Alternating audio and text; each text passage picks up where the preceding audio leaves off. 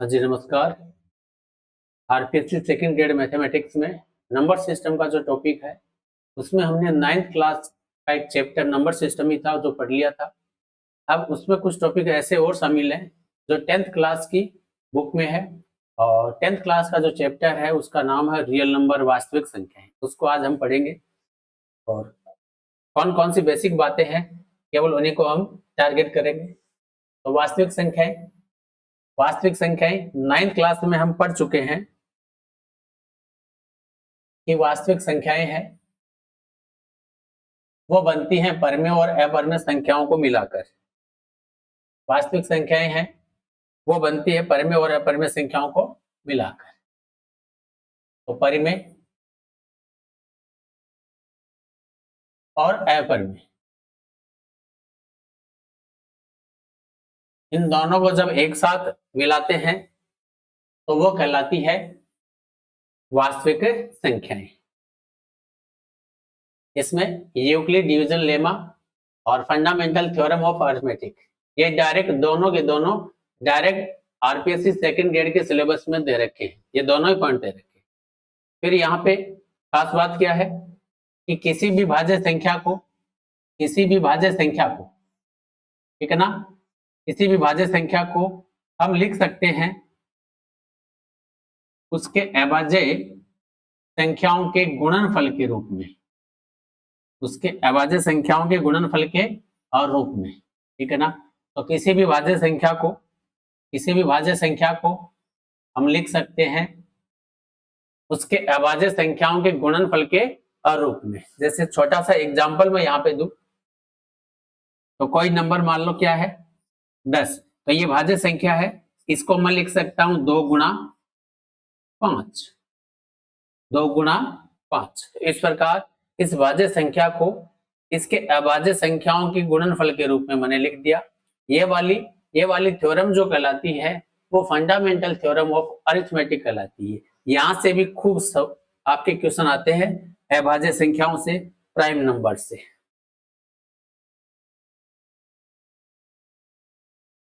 अच्छा, इसमें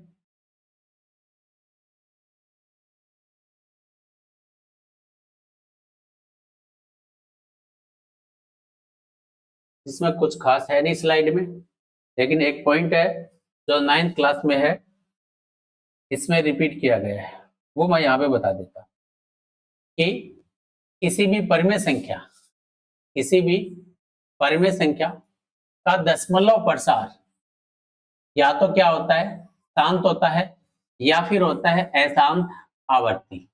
लेकिन कैसे पता चले शांत है या फिर अशांत आवर्ती है, उसके लिए उस परिमेय संख्या के बट्टे में जो, जिसे हम बोलते हैं हर, उस परिमेय संख्या का जो हर है यानी कि बट्टे में जो क्यू है, उस क्यू के हम करेंगे क्या, अभाज्य गुणनखंड।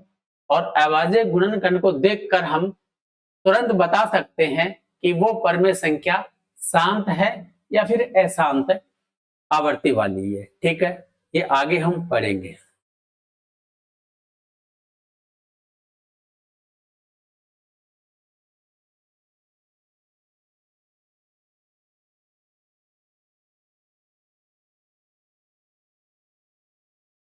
अच्छा, यहाँ पर आपको जो मेन थ्योरम है जो आपके सिलेबस में शामिल है वो दे रखी है।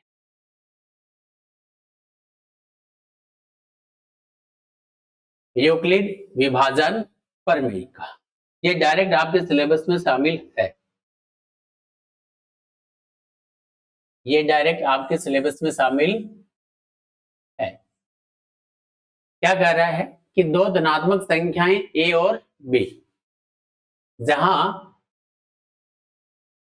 ए भाज्य है और बी भाजक है, या फिर ए है वो बी से बड़ी संख्या मान के यहाँ पे चल रहे हैं। ए में जब बी का भाग देते हैं तो भागफल क्यों और शेषफल क्या, आर। भागफल क्यों और शेषफल क्या, आर। साथ में यह भी बता रखा है कि जो शेषफल होगा वो भाजक से छोटा होगा या फिर 0 से बड़ा या 0 के बराबर होगा। ये भी इंपॉर्टेंट है, ठीक है ना। तो यहाँ पर इसे ही हम कहते हैं यूक्लिड हाँ जी, इसे ही हम यहाँ पर कहते हैं यूक्लिड विभाजन प्रमेयिका। यूक्लिड विभाजन प्रमेयिका, ठीक है ना, ये वाली इंपॉर्टेंट है। नेक्स्ट,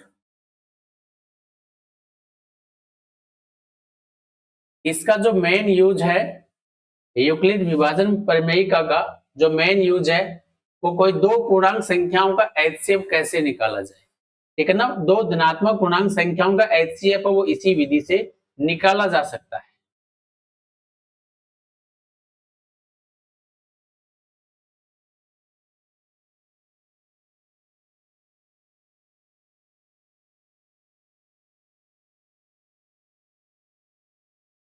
यहां पर सम और विषम संख्या के बारे में बता रखा है कि सम संख्या हमेशा कैसी दिखाई देगी और विषम संख्या हमेशा कैसी दिखाई देगी। तो आप सब जानते हैं कि 2 का भाग देने पे यदि शेषफल 0 आ जाए तो वो सम संख्या कहलाती है, और शेषफल 1 आ जाए तो वो विषम संख्या कहलाती है। अगर किसी संख्या में 2 का भाग दें तो भागफल क्यों है, शेषफल 0 है, तो ये सम संख्या को बताएगा। और अगर 2 का भाग देने पे भागफल क्यों और शेषफल 1 आ जाए, शेषफल 1 आ जाए तो वो विषम संख्याओं को बताएगा। तो सम संख्याएं हमेशा 2q के रूप की होती है और विषम संख्याएं हमेशा 2q प्लस 1 के रूप की होती है। तो 2 का जिसमें पूरा भाग जाए सम, और जिसमें शेषफल 1 बच जाए विषम। एक उदाहरण है, विषम पूर्णांक है, क्या वो 2q plus 1 sorry 4q plus 1 या 4q प्लस 3 के रूप के होते हैं। देखो ऐसे क्वेश्चन बन जाते हैं डायरेक्ट, तो इसको मैं समझा देता हूं, ठीक है ना, इसको मैं समझा देता हूं।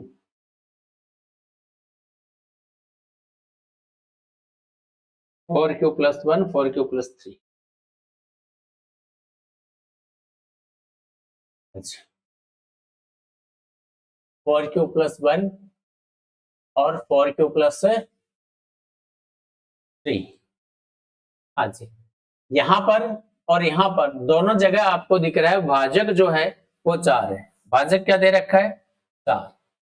और आपको पता है कि 4 का जो भाग देते हैं तो शेषफल या तो 0 बचता है, या शेषफल 1 बचता है, या शेषफल 2 बचता है, या फिर शेषफल 3 बचता है। और आपको ध्यान है कि ये वाला नंबर तो 2 से डिवाइड है, और इसमें भी 2 कॉमन है तो ये नंबर भी 2 से डिवाइड है। जो 2 से पूरा पूरा डिवाइड होते हैं, जो 2 से पूरा पूरा डिवाइड होते हैं वो तो सम होते हैं। वो कैसे होते हैं, सम होते हैं, इवन होते हैं। इसका मतलब ये नंबर तो इवन है, ये नंबर भी क्या है, इवन है। और नंबर कौन से बचे, तो आपके पास केवल 2 ही नंबर है जो यहाँ पे ओड बचे हैं, विषम बचे हैं, या तो ये है या फिर ये विषम है। तो 4 का भाग देने पे विषम संख्याएं ऐसे ही दिखेंगी, 4 का भाग देने पे विषम संख्याएं ऐसे ही दिखेंगी, ये ध्यान रखना। इसका भाग देने पे, 4 का भाग देने पे विषम संख्याएं ऐसे ही दिखेंगी। ऐसे क्वेश्चन बन सकता है। तो 4q प्लस 1 या प्लस 3। नेक्स्ट, जी इसको समझा रखा है। फिर यहाँ पर क्या है, ये वाला उदाहरण है, एक मिठाई वाले के पास में 420 काजू की बर्फी है और 130 बादाम की है। अब उनको वो डेयरियों में उनकी डेयरियां बनाना चाहता है, और डेयरियों में बर्फियों की संख्या समान रखनी है और न्यूनतम स्थान घेरे। इसका मतलब डेयरियों की संख्या कम रखनी है, इसका मतलब एक डेयरी में बर्फियों की संख्या ज्यादा रखनी है। तो आपको हाईएस्ट कॉमन फैक्टर बताना है। क्या बताना है, हाईएस्ट कॉमन फैक्टर बताना है, किसका, 420 का और 130 का। तो 420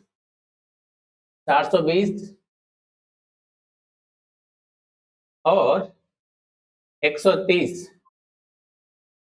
का एचसीएफ जो होगा वो होगा 10। वैसे तो इन्हीं दो संख्याओं का एचसीएफ हम यूक्लिड विभाजन प्रमेयिका से निकालते हैं, लेकिन यहां मैंने डायरेक्ट कर दिया, प्राइम फैक्टर करके भी निकाल सकते हैं, लेकिन बाई ऑप्शन क्वेश्चन कर सकते हैं, बाई ऑप्शन भी क्वेश्चन कर सकते हैं। जब क्वेश्चन करवाऊंगा एमसीक्यू या पी बाई क्यू, तो वहां आपको मैं सिखाऊंगा दो संख्याओं का एचसीएफ बाई ऑप्शन कैसे बताएं।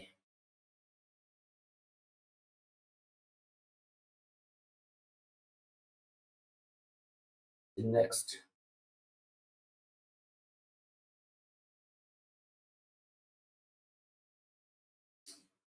अच्छा, ये आपका चैप्टर 1.1 है, ये आपका चैप्टर है 1.1। अच्छा, यहाँ पे आपको ये एचसीएफ है,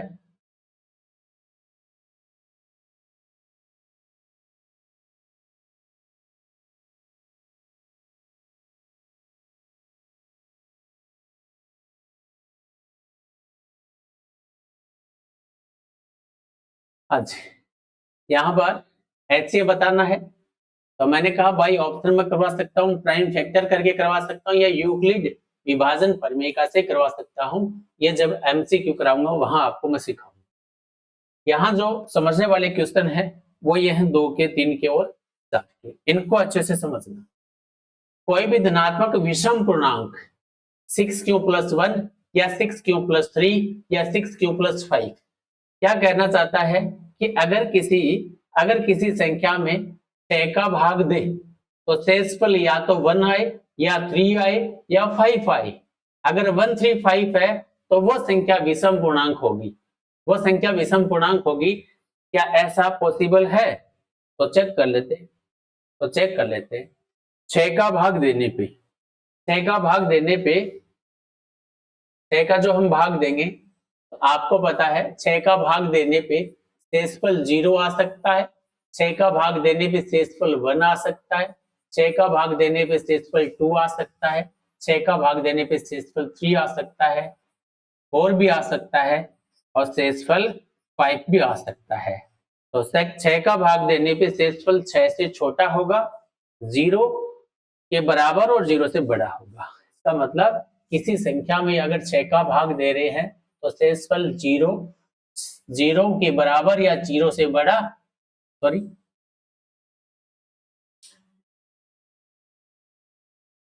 रिमाइंडर है वो 0 के बराबर या 0 से बड़ा, और भाजक से क्या होगा? छोटा।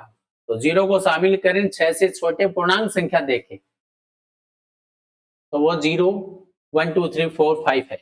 अब यहां आप देखो तो क्या ये नंबर 2 से पूरा पूरा डिवाइड है क्या?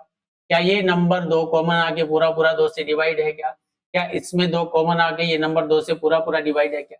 जो 2 से कंप्लीट डिवाइड है तो वो तो सम होते हैं, विषम नहीं होते हैं।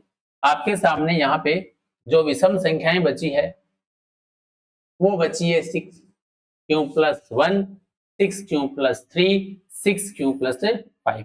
क्वेश्चन भी यही कह रहा है कि किसी भी पूर्णांक में 6 का भाग देने पे शेषफल 1, 3, 5 आता है तो वो पूर्णांक विषम है। वो पूर्णांक क्या है? विषम है। ठीक है, तो ऐसे स्टेटमेंट के क्वेश्चन आएंगे एग्जाम में, और प्रीवियस ईयर में क्वेश्चन पूछे भी गए हैं। मैं आपको क्वेश्चन जब करवाऊंगा तो वहां समझाऊंगा, तो इसको आराम से समझ लो। ये तीनों ही नंबर कैसे हैं? विषम है, विषम पूर्णांक है। कैसे हैं? विषम पूर्णांक है। विषम पूर्णांक है, ओड इंटीजर्स है। आगे 4 का क्वेश्चन है कि कोई भी धनात्मक पूर्णांक का वर्ग, कोई भी धनात्मक पूर्णांक का वर्ग किसी पूर्णांक m के लिए 3m या 3m+1 के रूप का होता है। 3m या 3m+1 के रूप का होता है। मान लीजिए x कोई धनात्मक पूर्णांक है, 3q, 3q+1, 3q+ के रूप में लिखा जा सकता है। इसमें वर्ग कीजिए और दशाई इन वर्गों को 3 के रूप में लिखिए। हाँ जी, इसको मैं समझाता हूँ। 4 का क्वेश्चन समझना आराम से। क्या है?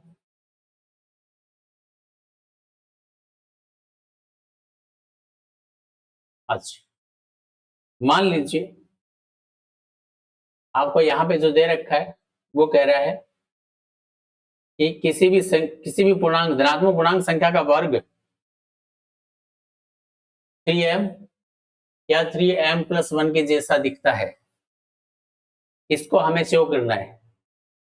तो मान लेते हैं अब 3 से डिवाइड होते हैं तो कोई पूर्णांक q के लिए, भागफल q के लिए 3 से डिवाइड होने के लिए शेषफल 0 भी बन सकता है, शेषफल 1 भी बन सकता है और शेषफल 2 भी बन सकता है। 3 का भाग देने भी शेषफल 0, 1, 2 ही आ सकता है।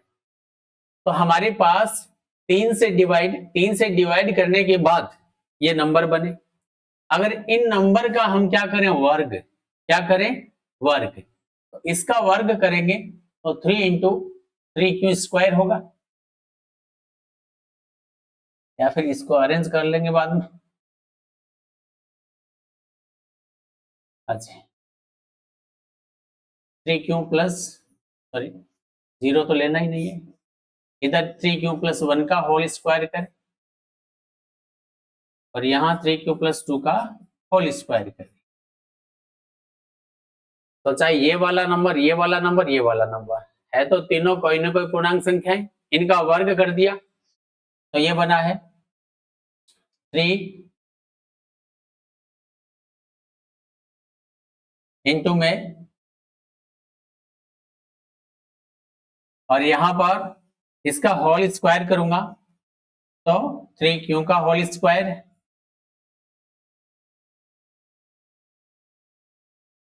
या फिर लिख सकता हूं 9q का whole square plus 3 into 2 6 plus 1 का स्क्वायर 1। इसको अगर मैं अरेंज करूं तो 3 अगर कॉमन ले लूं तो 3q² बचेगा, प्लस में 2q बचेगा और प्लस में क्या बचेगा n। अब आपको पता है अगर q पूर्णांक है तो 3q² प्लस 2q भी एक पूर्णांक होगा, जिसको मैं यहाँ बोल देता हूँ m, m। तो 3m+1, तो m है यहाँ पे किसी पूर्णांक संख्या को रिप्रेजेंट कर रहा है। इसका होल स्क्वायर करूंगा तो 9q² 12q प्लस में 4। इसको अगर अरेंज करूं तो इन सब में से इस 4 को 3+1 लिख सकता हूं, इस 4 को मैं क्या लिख सकता हूं 3+1, क्योंकि जितना कॉमन हो वो कॉमन, 3+1। फिर यहां से यहां देखूं तो 3 कॉमन आ रहा है,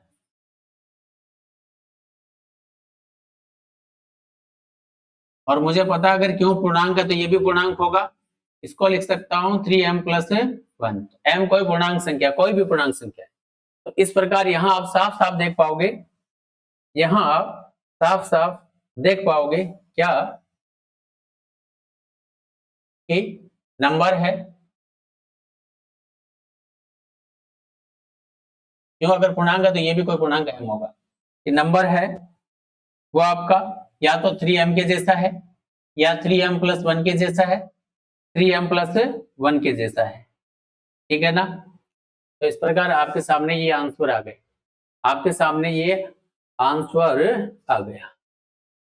तो 3 से डिवाइड,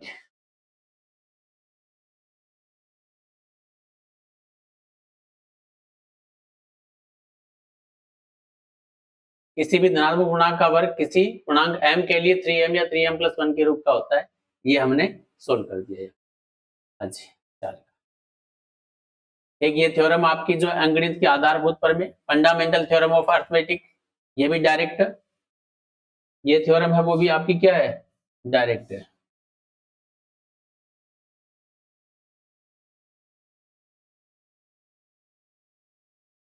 अंकगणित के आधारभूत पर में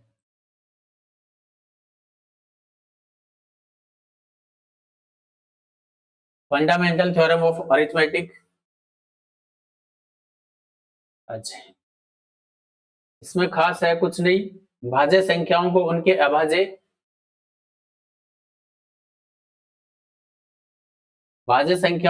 अभाज्य गुणनखंड के रूप में लिख सकते हैं।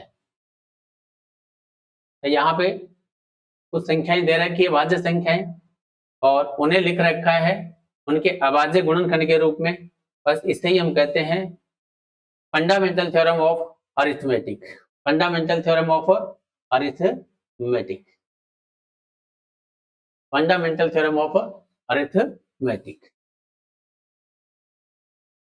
तो यहाँ पे आपको साफ नजर आ रहा है कि इस नंबर को 7 गुणा 11 गुणा 23, तो ये इसके प्राइम फैक्टर है, ये प्राइम फैक्टर इस नंबर के हैं, ये प्राइम फैक्टर इस नंबर के हैं, ये प्राइम फैक्टर इस नंबर के हैं, ये प्राइम फैक्टर इस नंबर के। तो इस प्रकार प्रत्येक भाज्य संख्या को उसके अभाज्य संख्याओं के पावर्स के गुणनफल के रूप में या अभाज्य संख्याओं के गुणनफल के रूप में लिखा हुआ है।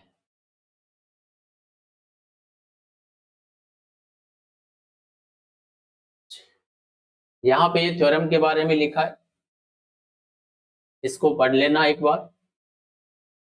और किसी भी भाज्य संख्या के प्राइम फैक्टर यूनिक होते हैं, जैसे 10 के प्राइम फैक्टर 2 गुणा 5 है ना, तो 10 के प्राइम फैक्टर 2 गुणा 5 ही होंगे, इसके अलावा कुछ होते ही नहीं है। इसका मतलब यूनिक हो गई ना, क्या हो गई? यूनिक।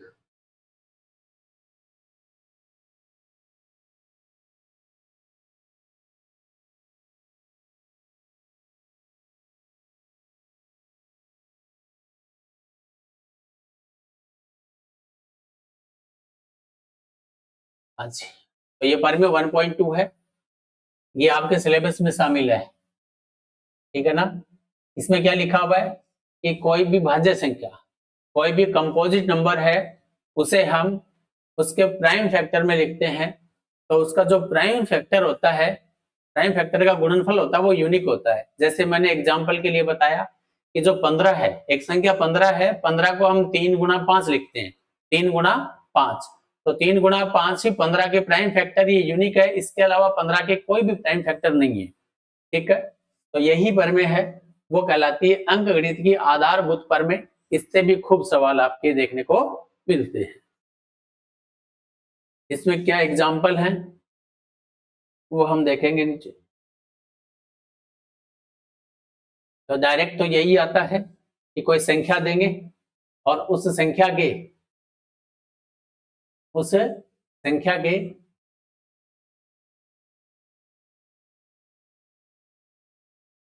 प्राइम फैक्टर के प्रोडक्ट पूछेंगे, अभाज्य संख्याओं की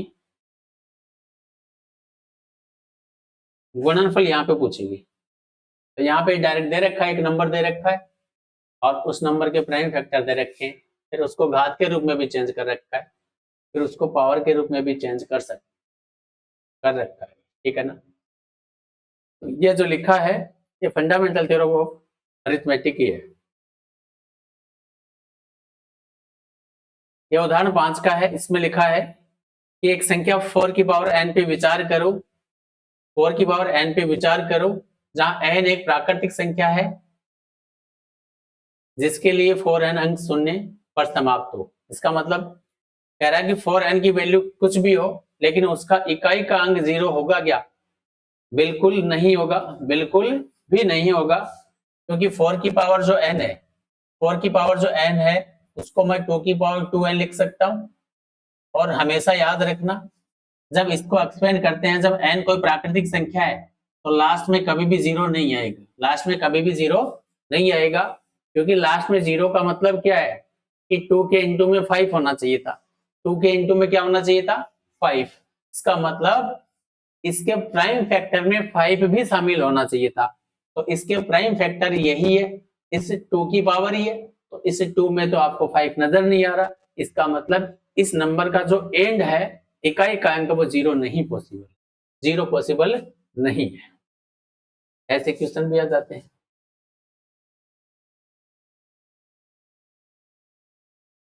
अच्छा,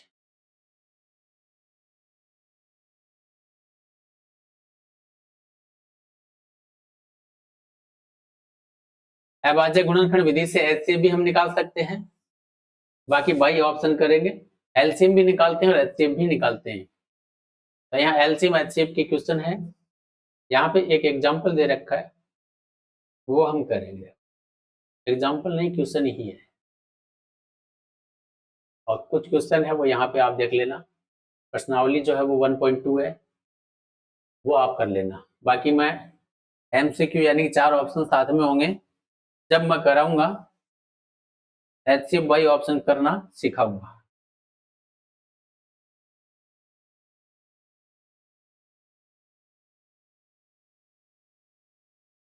हाँ जी,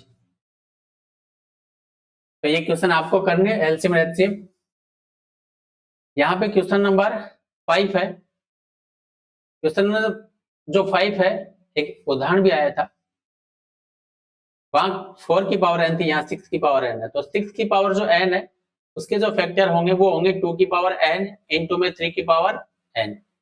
और आपको पता है कि ये नंबर कितना भी होता, जहां n एक प्राकृतिक संख्या है, तो इसका एंड 0 से पॉसिबल नहीं है, क्योंकि किसी भी संख्या का इकाई का अंक 0 होने का मतलब है उस संख्या का एक प्राइम फैक्टर 5 जरूर होगा। तो इसमें 5 प्राइम फैक्टर वो 5 नजर ही नहीं आ रहा, 5 नजर ही नहीं आ रहा, इसका मतलब 0 पे समाप्त नहीं होगी। 6 का क्वेश्चन है, 6 का क्वेश्चन है, ये वाली संख्या और ये वाली संख्या भाज्य क्यों है? संख्या भाज्य क्यों है? तो आपको पता होना चाहिए भाज्य और अभाज्य कैसे डिसाइड करते हैं। अगर किसी संख्या के केवल 2 ही फैक्टर है और उन दोनों में एक तो फैक्टर 1 है, दूसरा वो संख्या स्ट्रीम है, तो केवल 2 ही फैक्टर है तो वो नंबर कहलाते हैं प्राइम, अभाज्य।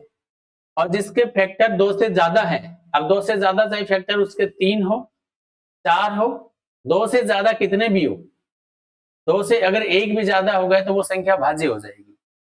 अब यहाँ पे अगर आप इस क्वेश्चन को हल करो, एक नंबर ये है गुणा करने पे और एक नंबर ये, तो यहां से 13 कॉमन आ जाएगा, ब्रैकेट में बचेगा 7 गुणा 11 77 प्लस 1, यानी कि 13 गुणा 78।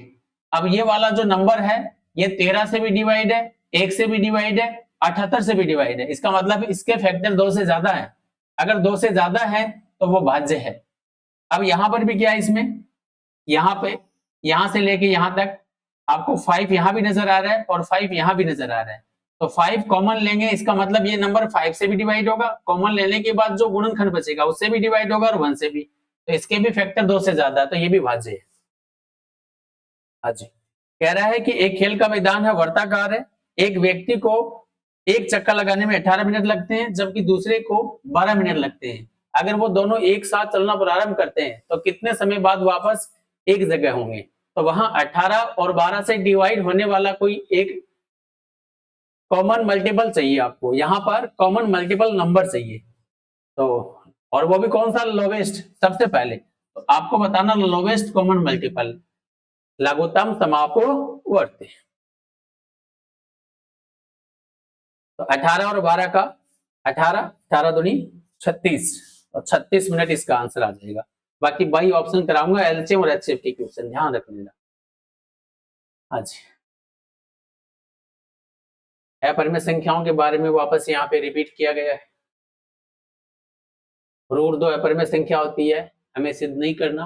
रूट 3 भी अपरिमेय संख्या है, हमें ये भी सिद्ध नहीं करना। 5 माइनस रूट 3 में रूट 3 परिमेय संख्या है, ये सारी परिमेय संख्याएं हैं।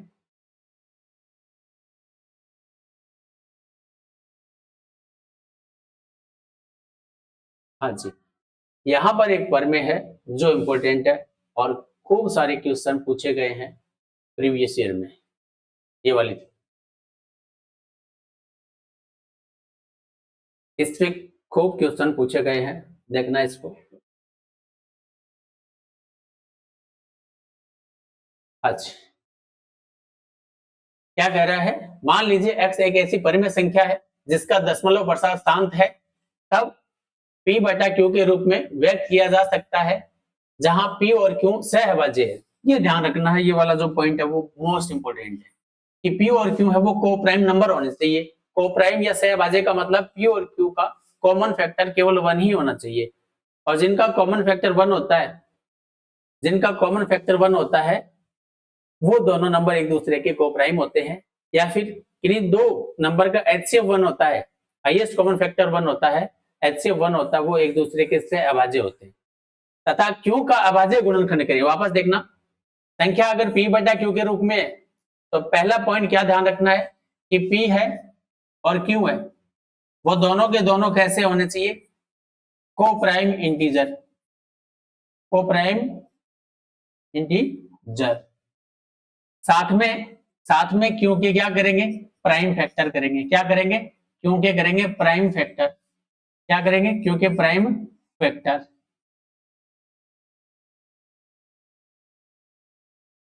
क्योंकि करेंगे प्राइम फैक्टर। और प्राइम फैक्टर करने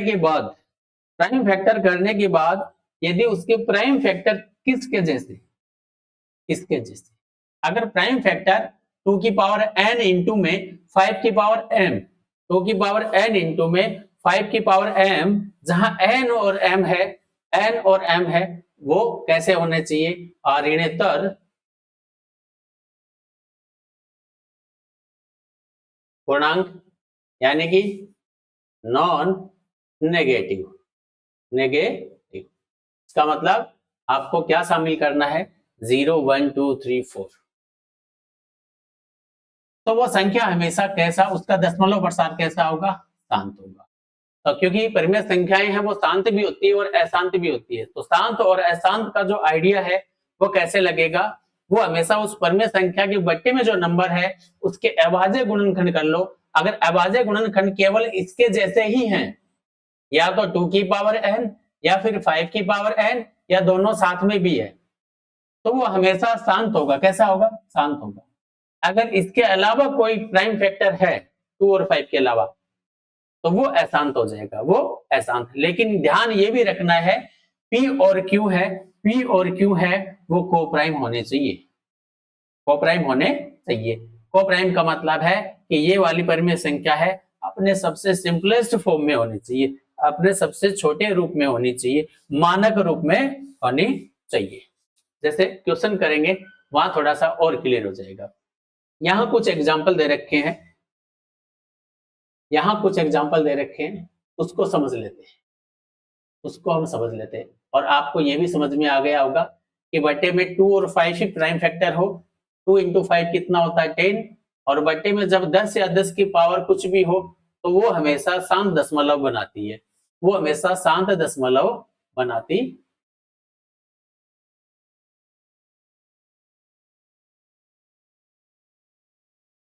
वो हमेशा शांत दशमलव बनाती।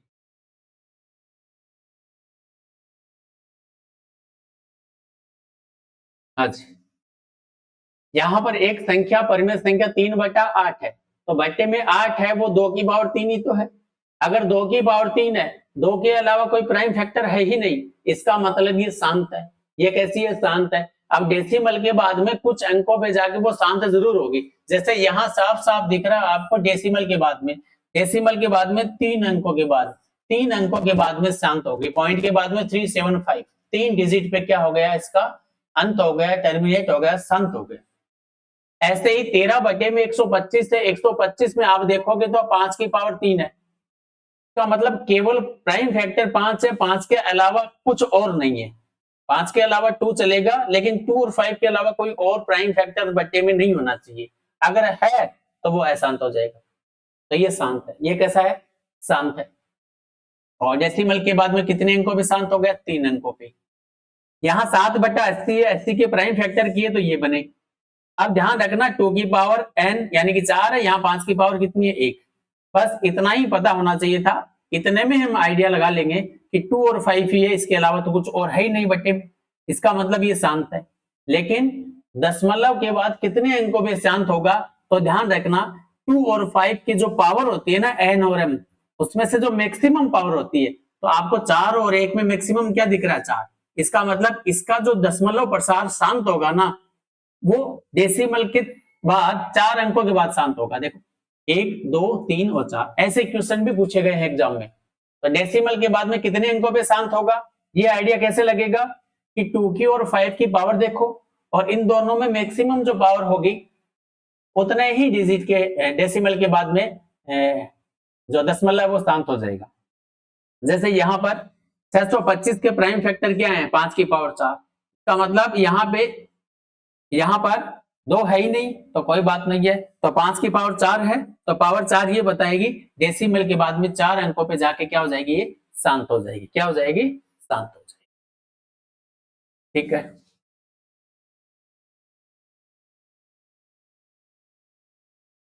यहाँ पे ये परिमेय का रूप दे रखा है, इसको मैं यहाँ पे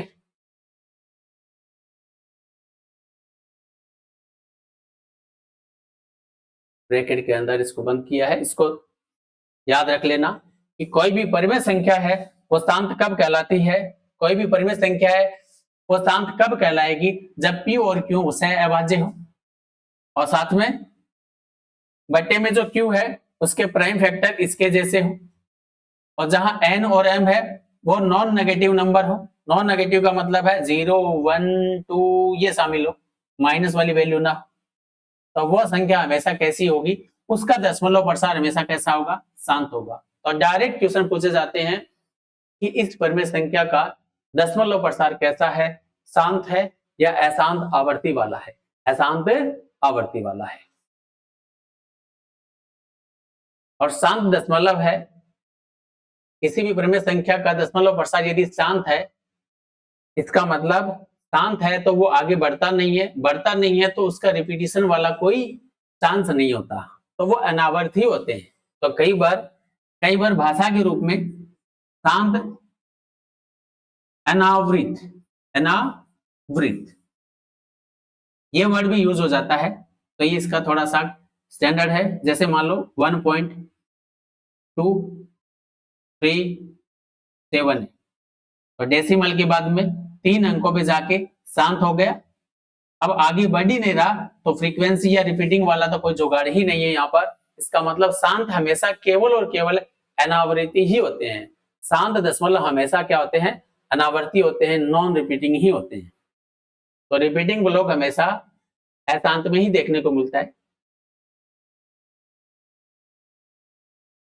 नेक्स्ट, यहाँ पे फिर कुछ क्वेश्चन है, इन क्वेश्चन को हम कर लेते हैं। चैप्टर 1 अच्छा, यहाँ पे एक थ्योरम के बारे में और बता रखा है, इसको और देख लें।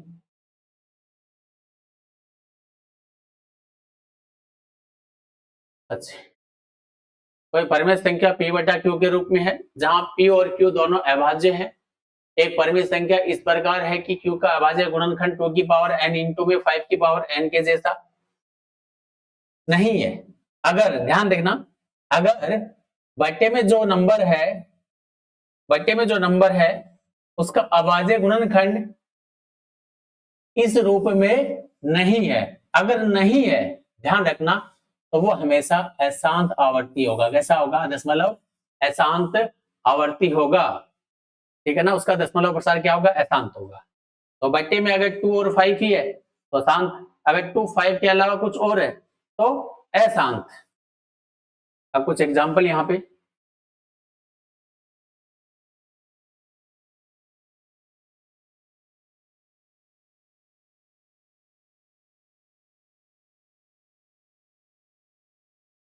अच्छा कुछ एग्जांपल है, इनको हम कर लेते हैं यहाँ पे।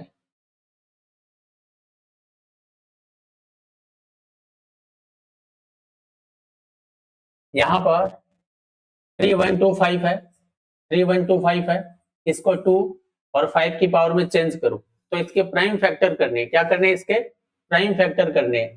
ठीक है ना, यहाँ पर तो आपको डायरेक्ट पता चल जाएगा, लेकिन प्राइम फैक्टर करने कब है, जब ये दोनों एक दूसरे की क्या हो, को प्राइम हो। तो यहाँ पे अगर आप थोड़ा सा देखोगे इसको, तो 13 का भाग इसमें जा रहा है कि इसके प्राइम फैक्टर कर लो पहले, किसके, 3125 के, तो लास्ट में 5 दिख रहा है, तो 5 से डिवाइड करूंगा इसको, फिर 5,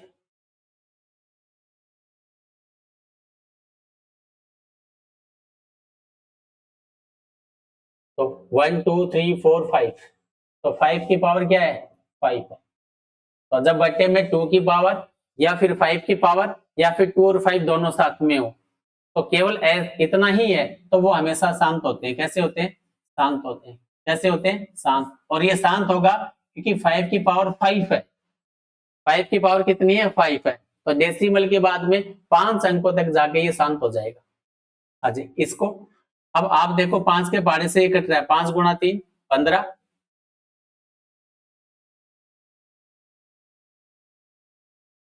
अब 3 इससे कैंसिल नहीं हो रहा, तो 320 के प्राइम फैक्टर करो। 320 में से अगर 10 अलग कर दें तो 32 बचेगा। 2 की पावर 32 दूनी 64, 2 की पावर 6 गुणा 5 की पावर 1। तो बट्टे में 2 और 5 ही प्राइम फैक्टर है, 2 और 5 के अलावा कुछ नहीं है। इसका मतलब ये शांत है। इसका मतलब क्या है? शांत है।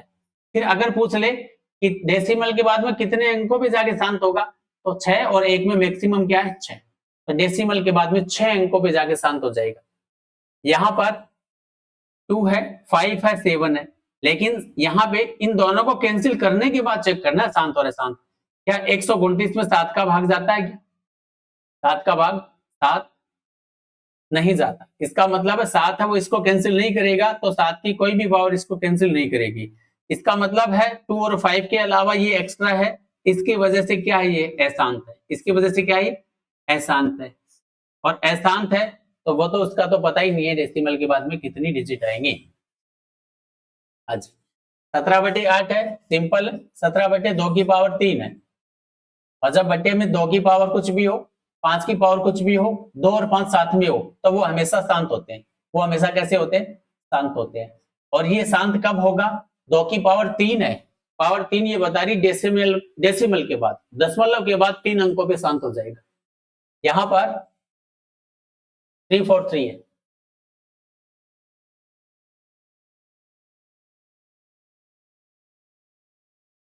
7 का क्यूब है, ये है 38।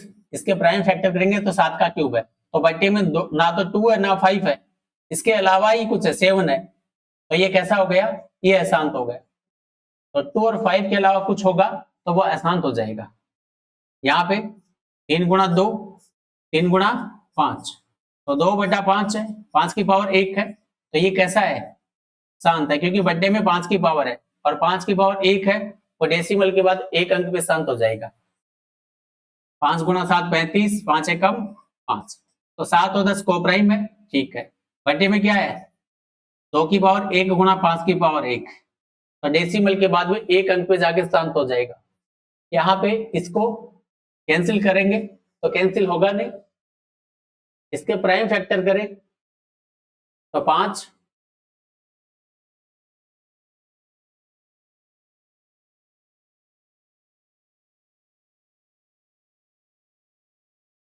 तेरह 7 91, 91 गुणा 5 करेंगे तो 455 आएगा।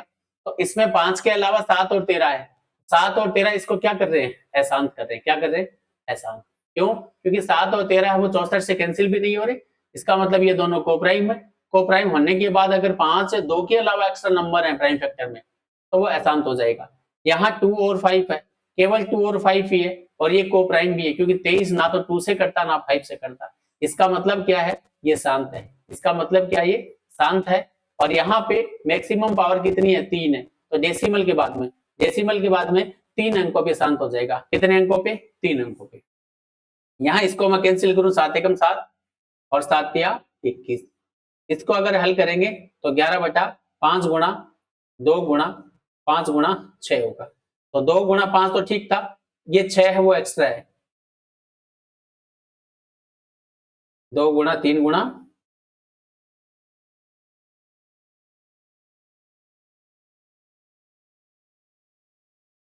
5, तो ये 2 5 तो ठीक था, इस 3 की वजह से क्या हो गया? ये अशांत हो गया।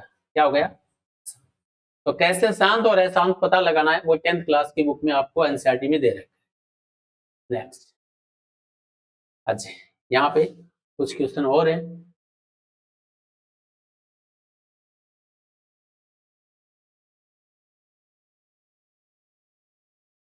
सारांश दे रखा है यहाँ पे।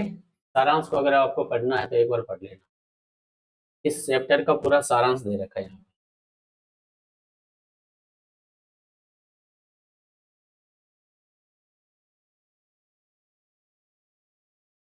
आज इसमें बता रखा है क्या? ये आपका यूक्लिड विभाजन प्रमेय का है, और इसका यूज एलसीएम निकालने में भी किया जाता है। शेषफल कभी भाजक से बड़ा नहीं होता, छोटा होता है, 0 के बराबर या उससे बड़ा होता है। एचसीएफ कैसे निकाले जाता है? फिर यहाँ समझा रखा है कि किसी भी भाज्य संख्या को उसके अभाज्य संख्याओं के गुणनफल के रूप में लिखते हैं,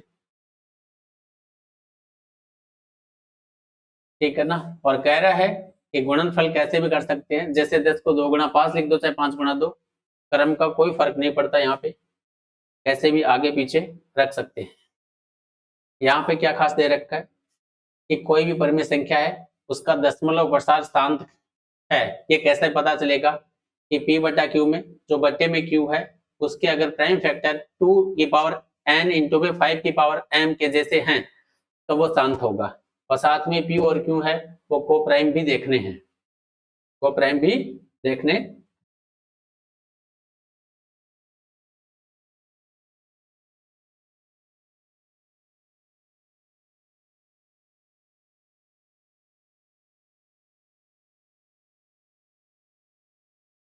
अच्छा,